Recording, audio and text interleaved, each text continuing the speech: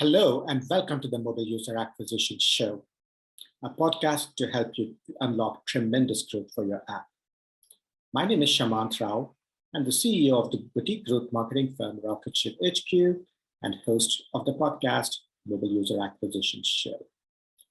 In each episode, we feature experts in the field of mobile growth and discuss strategies, tips, and pointers from the leading edge of mobile growth marketing. By the end of each episode, you will have gained actionable and tactical insights that will help you make more informed decisions in your own work around growth. The Mobile User Acquisition Show is produced by Meryl Vincent, Content Marketing Manager at Rocketship HQ.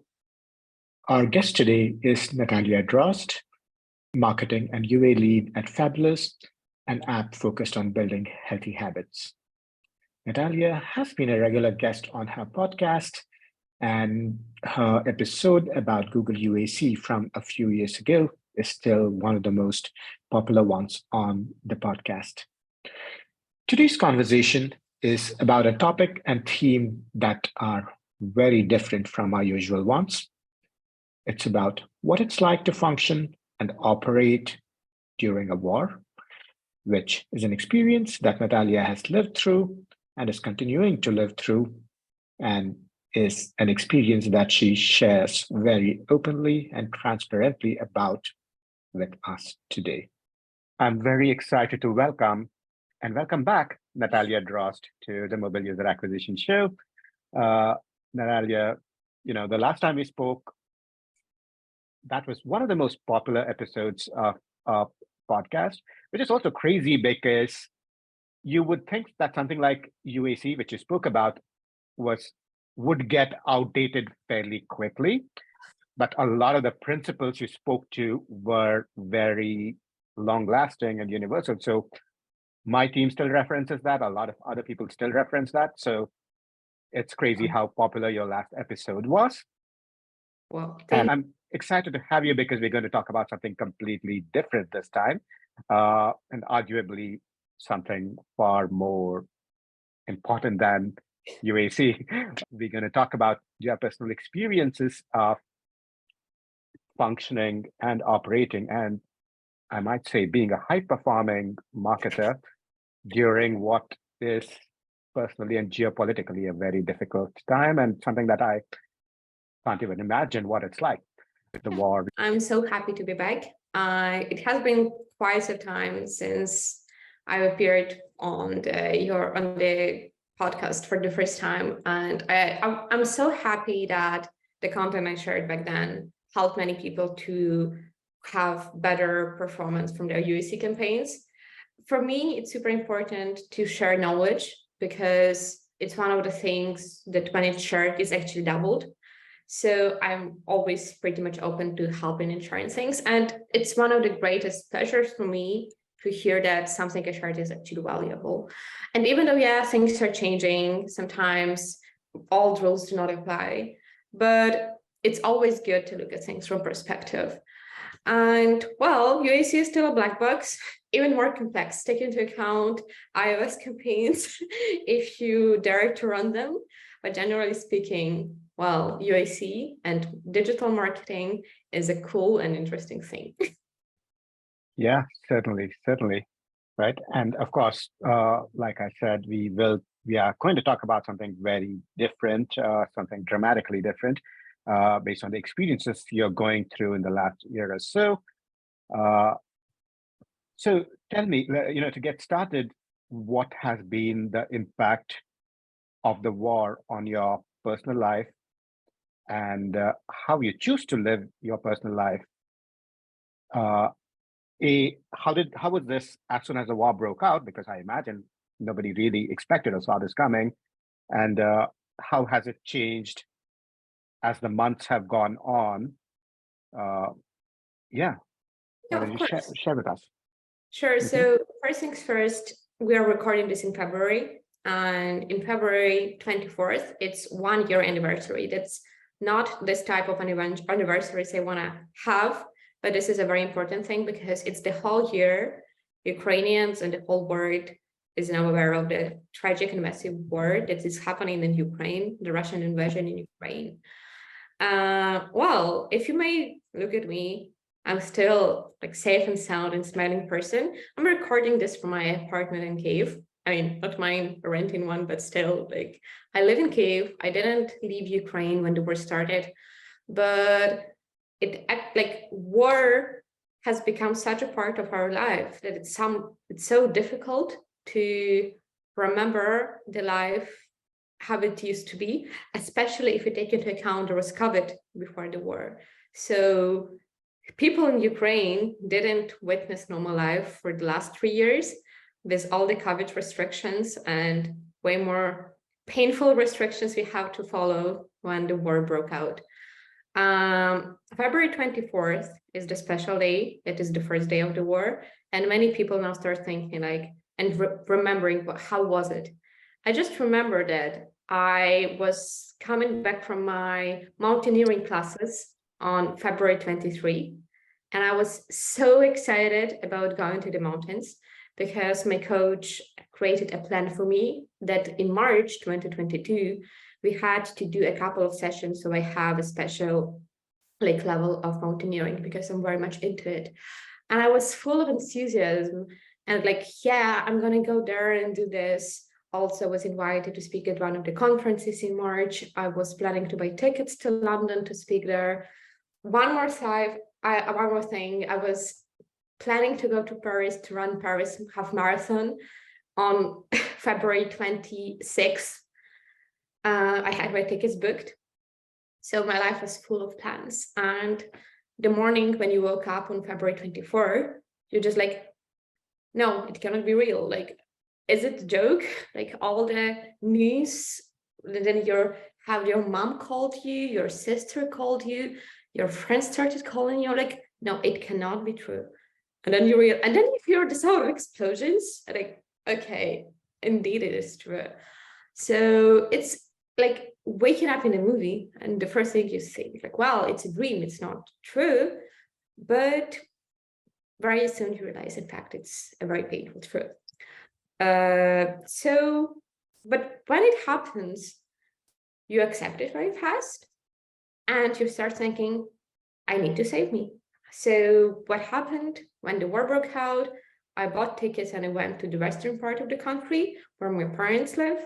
I also took my friends of my friends, friends of my friends of my friends, because we have a relatively big house and it's not about comfort, it's about saving people's life, because there was very high probability Russians will invade Kyiv, which they almost did. Luckily, they didn't get to Kyiv, but a couple of smaller cities in Kyiv region and Kyiv suburbs suffered dramatically. But this is why, on February 24th, it was 1 hour of shock. Then I took a cold shower, packed my stuff. I mean, I already had some things prepared because people were talking there's something may happen, but nobody really believed in it. But it's better if you have a small suitcase prepared. So I had it prepared, but it was going on a trip, on a vacation somewhere. So I took my books, my laptop, my other stuff, my friends, my pets. I bought tickets to go to my parents. I called them that I'm safe and sound. I'm going to you. Fine.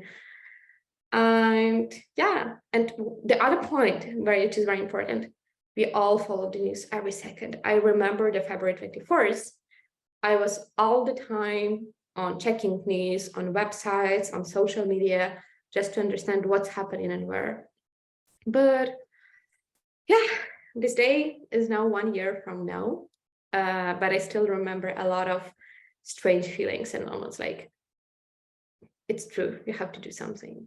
You pack your stuff, you take your cat and go. Yeah, right. And it sounds like it was shocking and surprising and completely unexpected.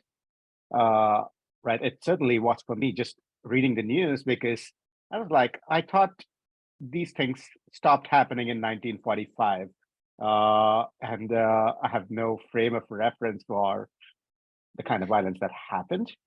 And I can't imagine what it was like to live through some of that. Well, no one was Yeah. ready. The point is, like, we Yeah. all had the same feeling, like wars is something that was happening in 20th century. Now we're civilized. Now we are into trade and global economy. But here the problem of humans. We were blind to conflicts that were happening across different parts of the world, even in 21st century, not to mention Afghanistan, not to mention Syria, Georgia, Abkhazia, and other regions. And I mean, those conflicts were smaller, those wars were smaller, but they still were. It was brutal invasion, which include also a lot of shellings and bombings. But it was usually short, brutal, and very chaotic. In case in Ukraine, like no one expected that we will resist for such a long time. And even if we remember the news from the first months, people were like uncertain what the hell is going on.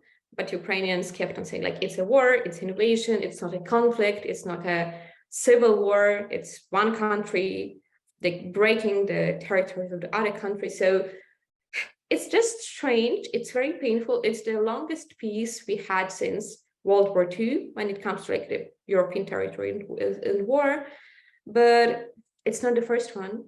And it actually is a good lesson for all of us that we should never be blind to other people's pains, because there are a lot of pain happening right now, not only in Ukraine, but also in other parts of the world. Yeah, certainly.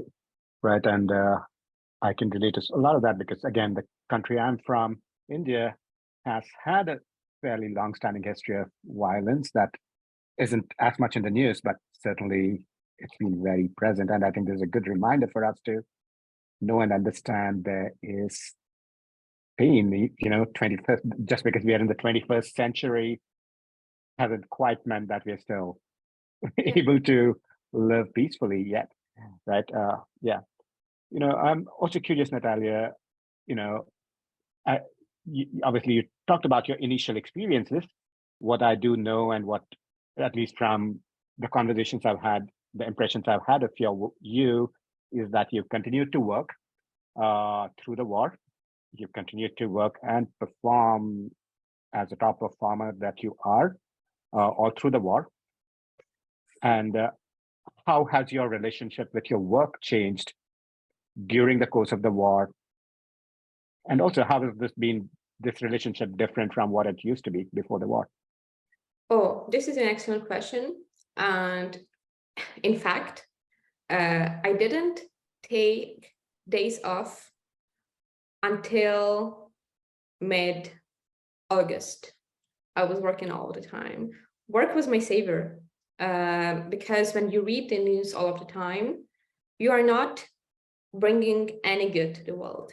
You just become more anxious, you start panicking, but the truth is, there is nothing you can control.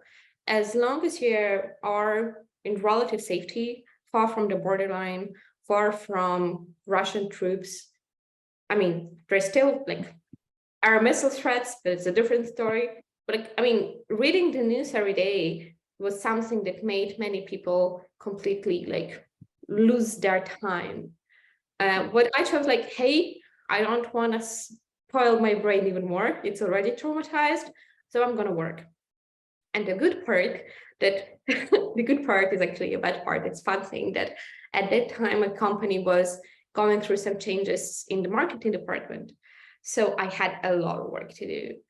And it was a very interesting experience, because for me, work was if there wasn't war, it would be way more harder for me to perform at high quality, because when you have to face changes in your campaign structure, in your budgets and goals, like it's always hard things that are not easy to accept. But I had so many good things to keep in mind, like, okay, now the rules are different, but who cares? Like, the rules of my country changed just a couple of days ago, so I don't really care that now I need to perform at this level versus that level. And the other good thing is that working helps, even now, it helps me a lot to do things I'm kind of good at, and it brings joy, because I love what I do. And Yeah. it also brings satisfaction, because when you work and you see the results of your work, it brings dopamine, as simple as this.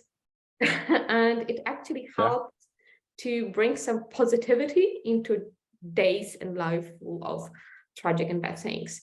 The other thing which is super important, which like is actually the lesson from the war, is that you understand that work is important, but you become more cold-blooded. I mean, as long as you're not saving lives, everything is not that important. So, well, you have a week of bad ROI. So what? I mean, as long as you're alive, healthy, your family is fine. Yeah. I mean, okay, let's do things differently this week. You become less emotionally attached to your work. And for many people who are perfectionists or who have imposter syndrome, it's actually a good thing, because we see now I see the perspective. Yeah, 100%, right? So if there are bombs dropping outside on the street, all of a sudden bad ROI for 1 week isn't that bad a problem when you're thinking about staying alive, right? And also what you said about, I think work also, it sounds like gave your days meaning, because the alternative to work was thinking about what was happening on the streets, reading the news. And I fully hear you and relate to you when you're like, reading the news is never a good idea. I think I was briefly mentioning to you, Nataliia, that I'm in the process of leaving a place that mainly due to the street violence. And very quickly, we realized in the last few months that reading the news about some of the street violence was just the worst thing we could do. The best thing we could do was just to plan our exit, and focus on the things we can control, which is the work, right? And obviously, I'm not comparing street violence to a full-fledged war, but all of our stories are unique. There is nothing bad in comparing your experience in mine, just because our, so to say, measurements are always relative. And I always say to friends who witnessed occupation, like, my experience is different than yours. And the same I say to my friends who are abroad. There is, like, all our lives are unique and all our stories are different. And the fact that you used one kind of like difficult situations is not anyhow like different or less valuable, because it's all about how you go through those situations. Certainly. Yeah, totally. Right. And, again, you've seen from close up a lot of destruction and death, I would imagine, right? So how have you kept your own morale from being completely destroyed? As you just pointed out, you look like you're beaming just now. You look like a ray of sunshine just now, if I may say so. So how do you keep your own morale from being destroyed? So first things first, I will tell something very practical and pragmatic. When I work, I make money. When I make money, I donate money. And for me, that's something that makes me happy. My level of morale is still kind of depends on good things I'm bringing to other people and to myself as well. And usually when I went to bed, and still when I go to bed, like, I ask myself, was there at least one good thing that happened to me today? And what was one thing I did to other people? One good thing. And when the answer is yes, I say, okay, I can die peacefully, it's fine. So understanding that you did something good actually help you to like, okay, it's fine. The other thing, of course, there are breakdowns, because we are all humans. We are not gods. We are not machines. We have our emotions. And you need to allow yourself to grieve. You need to accept your feelings and emotions. When you feel pain and you want to cry, just want to cry. When you feel anger, it's also completely normal and natural to feel anger, no matter if you're being, I don't know, assaulted, when your country is being attacked, when somebody disrespects you. It's perfectly normal to feel anger. It's not normal to bring harm to other people, but it's okay to find creative ways or expressions of your anger through art, through music, through therapy, through movement. So I think my secret to happiness is running and mountains, because I Mm-hmm. kept on running at least 3 times a week, and I didn't stop this habit, because physical activity, in fact, helps your energy to be released in environmentally friendly way. Also, when you run, you see a lot of beautiful views, because I was running in the countryside, and it's amazingly beautiful during the end of spring Sure. and summer when everything is in Sure. blossom. One more Sure. good thing, when you feel a lot of dismorale because of and hopelessness of in this world, you just realize how many good things you actually have. Because even the fact that I'm able to talk to you, I have opportunity to work from home, it makes me so much more privileged than many people who lost their homes, who lost Yes. their businesses, everything. And I mean, I do not deny the fact that I can feel bad, but I realized that I am very much blessed with skills, talents, and opportunities I have. So I use them, and I feel grateful for every opportunity I have. Yeah. Right. And sounds like you're looking at what could have been a desperate situation with acceptance and gratitude. And I agree, right? Because I think that's a very helpful way of looking at things. As somebody said, I think we can't control our surroundings, but we can control how we react to them. But and I fully agree that, just looking at and recognizing the fact that we are privileged in some sense, obviously we all have our own challenges, we all have our own struggles, but just being able to work remotely, being able to connect with people remotely can be a huge blessing. And it sounds like you're focused on counting what's working, what's good. Obviously there are challenges, I'm sure there's anger about what's happening to your country and your loved ones, but it also sounds like you're approaching this with a lot of acceptance and gratitude, right? And again, I can just also relate to that, just given the transition I'm in just now, because oftentimes I'm like, I'm so glad, we have a situation that didn't work. I'm glad we're able to get out of here, like my parents, yes, right? And I mean, my parents wouldn't have been able to do that. They wouldn't have the resources or the skills or the geopolitical situation to be able to get out of a bad situation. Yeah. Right. And I feel very grateful that we live in an age where, bad things can happen, and there's a lot of aspects of our life that we can still control. It's certainly something I feel grateful for. So I can relate to what you're saying completely. Right. Yeah. And I know you talked, go ahead, sorry. Just one thing. For me, like my motto is, it's not over until you're dead. I mean, literally. Yeah. You could be in the worst situation ever, but as long as your brains are functioning and your body can breathe, there is a way out. When you're dead, then we need to talk about religion, maybe some other kinds of like spirituality. Yeah. But when we are on this earth, as long as you're alive, there is a way out. Believe me. Yeah. And that could sound somewhat morbid, but maybe not when there is that's actually happening within a few mile radius of you, right? So it's not that morbid because it is reality. Yeah. And I know you said briefly about how you've been almost cold-blooded in terms of perspective of your work, right?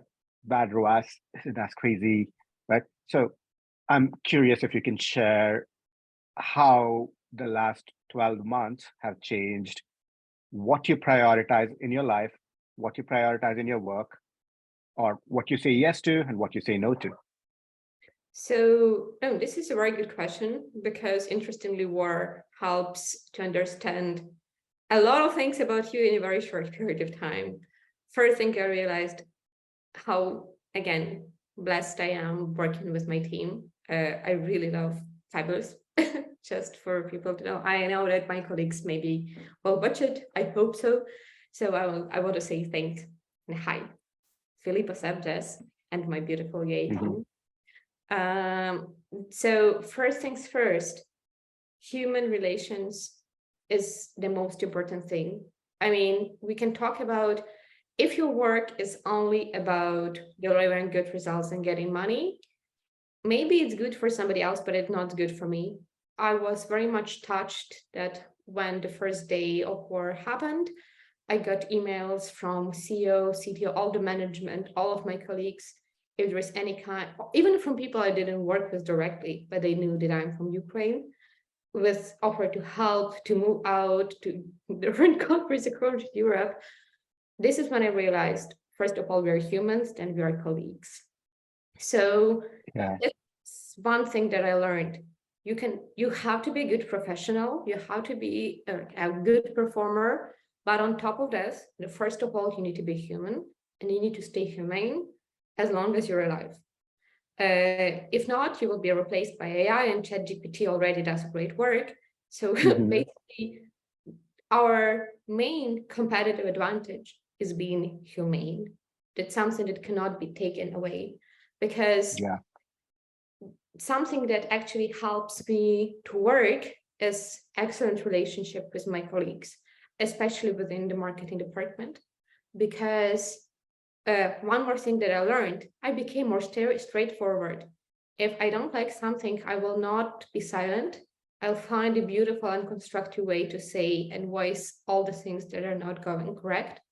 Just because, well, I want my company to succeed. I want our team to succeed, and I don't want to tolerate some mediocre behavior or mediocre results if I know how to improve them. The other thing is it's always important to work in a team. So my, so to say, management style or attitude to work changed because I don't have time for bullshit talking. I have time for beautiful conversations about life, which is a different thing. Like you actually have to be interested in other people's life. But if I'm on a call with a vendor and they start some weather conversation, sorry guys, my time is very precious for me. Let's talk about business. Let's end this call 10 minutes earlier, but let's forget about all those beautiful conversations about nothing, but because what I really care about is if your tool can help me or not. The same applies to talking to people within team, but who do not help. Like, I mean, if I want to call with my closest team, we always check on each other, like if everything's fine, if we can help, how are things. But for me, it's not bullshit talking. It's actually communication. But when somebody is asked just to hear, how are you? I'm okay. And you okay? It's not worth my time. And my time became my asset. Yeah, right. And time is the most important non-renewable resource we have.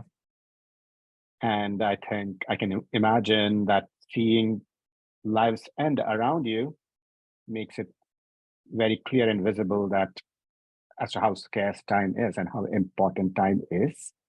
And I can see how you change your relationship to time because of what's happening around you, right? You know, with the war, you know, I would imagine there are also some very logistical challenges, because I know the last time we spoke, I think the lights were out and you had somebody with a torch around you, right? And so I would imagine that was a power cut. Obviously not as, it's a better situation than being bombed, but it is a problem nonetheless. So how do these logistical disruptions impact your day-to-day? How do these logistical disruptions disrupt your work, impact your work? Of course, great question. And great answer is war and any hardship makes you inventive. It makes you either adjust or you out of the game, you move somewhere else where the situations are nicer and more soft. So starting from October, Russia started attacking power plants and electricity supplies. So there are a lot of blackouts, sometimes for a couple of days without electricity, heating, or water, which is not a nice thing to have, especially when you live in a huge apartment and you have to walk like 16 flights of stairs to get to your apartment. I mean, it's good for your shape, for your health, but it's not what you want to do after the long working day. So generally speaking, everything just like people adjust, I adjust. Power cuts, in fact, was even a bigger problem than bombing, just because they happen more often. And they, especially for people from industries in the, like who work like digital marketers, so basically all the people who work remotely. Yeah. And even people who need electricity, and that's the majority of population, you're blocked or stopped from doing your work. But well, every problem has a solution. The same here. There is a huge market for generators that work on gas. There is a huge market for big batteries like EcoFlow. So actually, this is a risk management now, because, well, I don't want to have a power cut. So even in the case that I'm talking to you right now, I have EcoFlow next to me just in case if something happens. So I will just plug in and we can continue our conversation. And people just adjusted to it. Again, like it's not easy, and it's all thanks to a lot of international organizations that were helping financially to provide generators for big supply chains. But if you have ability and opportunity, you go, you buy, you make your house a better place, a safer place. Also, many co-working spaces and coffee shops found this as an opportunity. Like, hey, we are in the basement, so it's a safe place. We have a power generator. We have cookies and coffee. Come and work for us. Like, amazing. Yeah. And, I mean, people see opportunities in a lot of different places. And again, it actually makes you a time management guru, because when you know that you have electricity at your apartment for 2 hours, then you really know what are the most important things, like wash the dishes, vacuum the floor, or, for example, recharge your devices if you need them. Like, instead of reading 10 like books on like self-improvement and prioritization, just stay 2 days without electricity and allow yourself to use electricity for 1 hour, and you'll realize that all of your priorities will appear immediately. Yeah, certainly, right. And with challenges, there are opportunities. And again, it makes me happy and relieved to hear that there were, at least in spite of all of these attacks, they were not able to shut down the entirety of the cities, that there were still underground coffee shops, co-working spaces where you could feel safe, where you could feel productive, right? And obviously, things like this force you to be ruthlessly prioritizing of your work, because you're like, look, if I have 2 hours to work, this is what I'm going to do, right? And it's also crazy because, again, power cuts is one of the things that I thought we left behind in the 20th century. It's crazy because, again, as I said, I grew up in India and we did have power cuts in a lot of while growing up. And I was like, okay, but we've never had any in the 21st century, even in my towns and villages in India.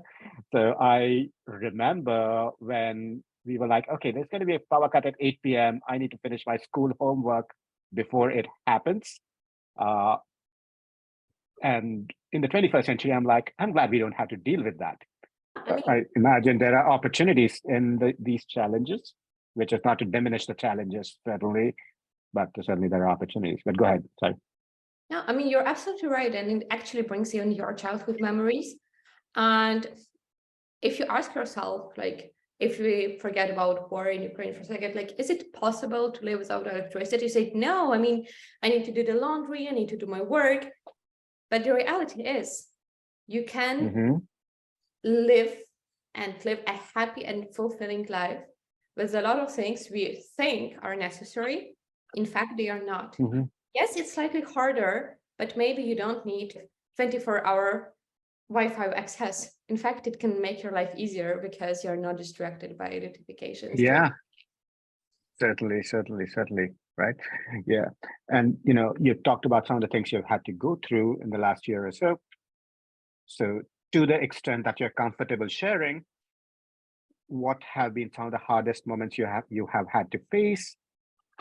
And Yeah. what have been some of the more rewarding or surprising moments that you've experienced in the last year? Oh, the hardest moment was knowing that my dear friend died. Uh, he was a soldier. He was fighting from 2014. So he was in the army for a pretty long time. Then he came back to normal, like civil life. And when the full-scale war started, he immediately went back to the army. And unfortunately, he died. This like happy sad part about it, I was fundraising money to buy an ambulance car for his military unit, which I successfully did. And I bought an ambulance car, but it happened already after I learned that he's already dead. It's hard to let your dear people go, but I know he lived his best life. He is the person who I still look up to, because the amount of love, joy, and like honesty that my friend taught me is a very unique combination. And even though he's already gone, I really hope there is something after you die, because I still have a lot of love and appreciation for my dear friend. Also, it shows that our life is it can end at any moment. And in fact, people still die not only from war, but also from diseases or car accidents. And it just reminds me again, it's so important to be humane and be kind, because I even remember that the day he died and I had to go to the funeral, I didn't take a day off. I had the marketing meeting with my team. I was nice and smiling. And when the meeting was over, I changed clothes and rushed to the cemetery. And it was just like such a surreal word that here you talk about scaling, about building creatives to help improve people's life. And here you stand and look at your friend for the very last time of your life. So in fact, it also helps me to understand that our time is very limited and there is no need to overwork or to spend your time on things you don't like or the things you don't enjoy. And this is why I again feel blessed, because I love my job, I love my team, and I still don't overwork, meaning that I have time for my family and friends. And if there is one message that we will take from this whole conversation is love your life and always stay humane and kind, because you don't know what other people or the other person you're talking to may be feeling at this very moment. So it is about hard things, but there are a lot of good things. And maybe the best one was meeting my fabulous team in person in Paris. It wasn't the full team meeting. In fact, it was a spontaneous meeting because I came to Paris to see my favorite rock band. And it turned out that part of the team were traveling for some like leadership meeting. And we just saw each other in person after half of the year working together. And again, like working remotely is hard, and seeing somebody for the very first time in person is so rewarding.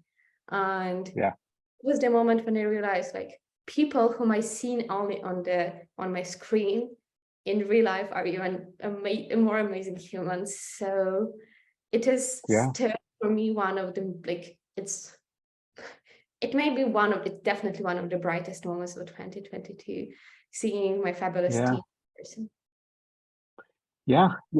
Right. And it's a reaffirmation of life, even though there's death, which is, I can't imagine what it's like to deal with that.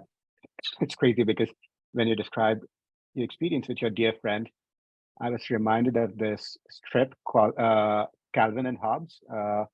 I think there's one strip where I think Calvin loses a pet and he's shocked and he says, I thought death always happened to other people until and he's like, I never thought it would happen to me. And I think it can be that way for a lot of us, where we're like, yes, that's happening, and it's happening to other people. It will never happen to us. And then it does happen. And that's, I imagine, can be one of the hardest things to deal with about loss, death, and grief, right?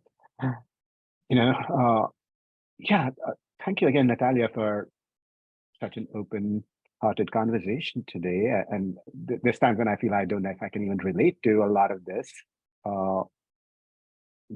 But again, I'm curious if you have any takeaways or learnings that you feel other people can take away from your experience.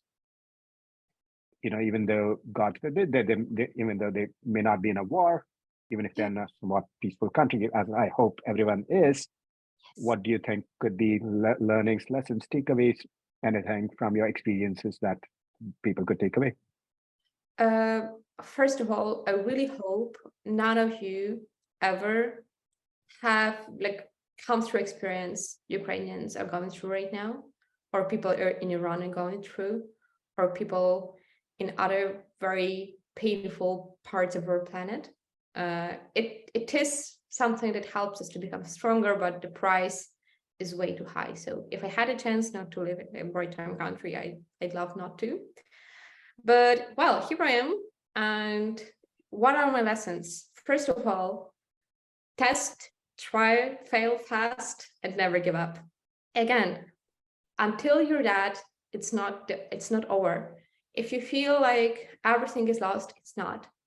As long as you have your brains and your body, do something with it. Second thing, invest in yourself. Your house can be destroyed. Your car can be destroyed. Your business can be gone, but your knowledge will never be. Until you're dead.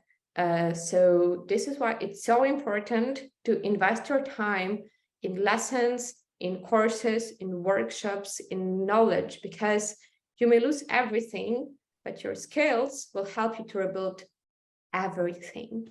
And so the most important asset is you and your skills and knowledge. And maybe the other thing I can learn and I can share is that be kind, because as I said, you don't know what other people are coming through this very moment. You don't need to start telling advice or trying to help, but listen, be kind, and stay humane until your last breath.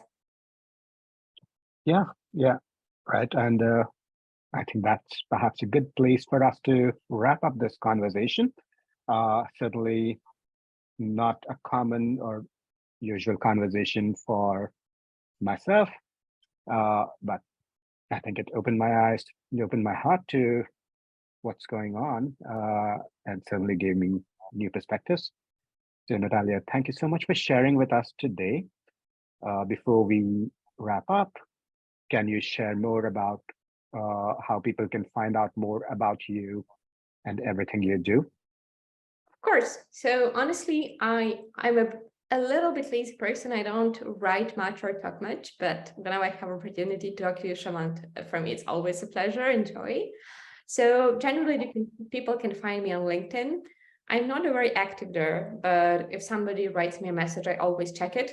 If it's vendors, very likely I ignore it. But if you need a marketing advice, or if you just want to share some cute pet animal pictures with me, please do. I'm a very big cat mama.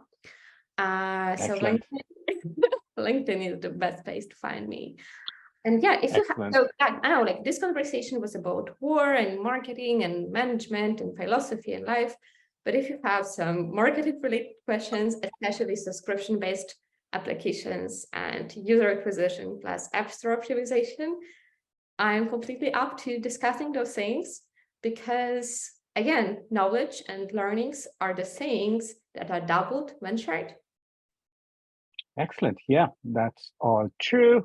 And we'll certainly link to your LinkedIn, and people can hopefully reach out if they feel so called to. But for now, we'll wrap this conversation up. Thank you again for your time, Nataliia. Thank you very much. Stay safe, be kind, and see you soon.